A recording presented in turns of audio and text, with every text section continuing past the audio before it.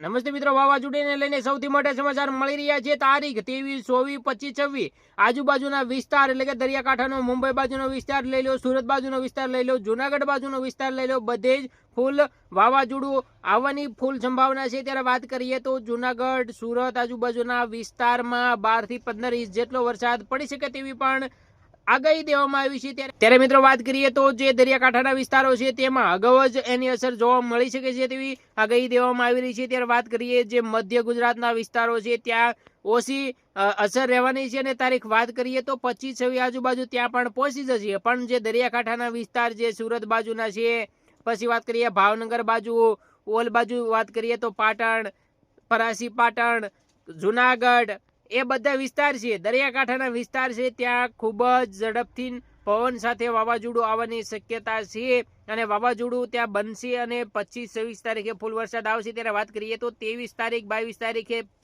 ફૂલ ગરમી પણ પડી શકે તેવી પણ આગાહી દેવામાં આવી છે. કારણ કે ગરમી પહેલા પડશે અને પછી જે છે વાવાઝોડાની એન્ટ્રી થશે તેવું કહેવામાં આવી રહ્યું છે. ત્યારે વાત કરીએ, ચાલો મેપમાં જોઈ લઈએ મેપમાં ક્યારે બતાવે છે તો એ પણ આપણે જોઈ લેશું.